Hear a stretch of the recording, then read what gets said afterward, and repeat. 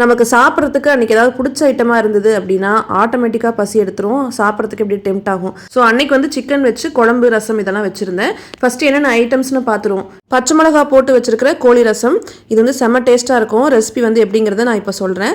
Next item வந்து chicken gravy எப்பவும் வைக்கிற மாதிரி வச்சாச்சு. அடுத்தது பச்சை மிளகா கோழி ரசம் வச்சோம் இல்லைங்களா, அந்த ரசத்துலேருந்து எடுத்த சிக்கன் வச்சு செஞ்ச ஒரு வறுவல், அப்புறம் தயிர், அப்புறம் எப்போ போல் ஒயிட் ரைஸ். இப்போ அந்த பச்சை மிளகா போட்டு செஞ்ச இந்த கோழி ரசம் எப்படி செய்யறதுன்னு பார்க்கலாம். ரொம்ப ரொம்ப சிம்பிளான ரெசிபி. என்னோட அம்மா இவங்கெல்லாம் வந்து நாட்டுக்கோழி வச்சு இந்த ரசம் வைப்பாங்க. இன்னும் டேஸ்ட் சூப்பரா இருக்கும். நான் வந்து இன்னைக்கு பிராய்லர் சிக்கன் வச்சு தான் பண்றேன். சட்டியில எண்ணெய் சூடானதும் கடுகு போட்டு வெடிச்சதும் பச்சை மிளகா, கருவேப்பிலை, இடிச்சு வச்சிருக்கிற சீரகம், மிளகு நம்ம சேர்த்திக்கலாம்.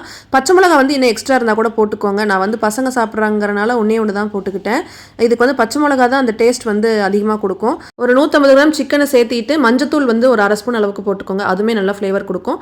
அப்புறம் உப்பு போட்டு வதக்கிட்டு நம்ம தேவையான அளவுக்கு தண்ணி சேர்த்திக்கலாம். கோழிக்கறி வேகிற வரைக்கும் அந்த ரசம் வந்து அப்படியே கொதிச்சுக்கிட்டு இருக்கட்டும். இப்போ கறி நல்லா வெந்ததுக்கு அப்புறமா இந்த ரசத்தை மட்டும் நம்ம தனியாக ஒரு பவுலில் எடுத்து வச்சுக்கலாம். இப்போ இந்த மிச்சம் இருக்கிற சிக்கன் இருக்குது பார்த்தீங்களா, அதில் வந்து கொஞ்சமாக தனியாத்தூள், மிளகுத்தூள், அப்புறம் மல்லித்தலை, கொஞ்சம் உப்பு, இதை லோ ஃப்ளேமில் வச்சு ஒரு நிமிஷம் அப்படியே பெரட்டி எடுத்திங்கன்னா பச்சை மிளகா ஃப்ளேவரில் இந்த சிக்கன் வறுவல் ரெடி ஆயிரும். நாட்டுக்கோழியில் அதை செஞ்சு பாருங்கள், இன்னும் அட்டகாசமாக இருக்கும். கடைசியாக அந்த ரசத்தில் நம்ம கொஞ்சமாக மல்லித்தலையை தூவிட்டு அப்படியே ஜம்முன்னு லஞ்சு சாப்பிட வேண்டியது தான்.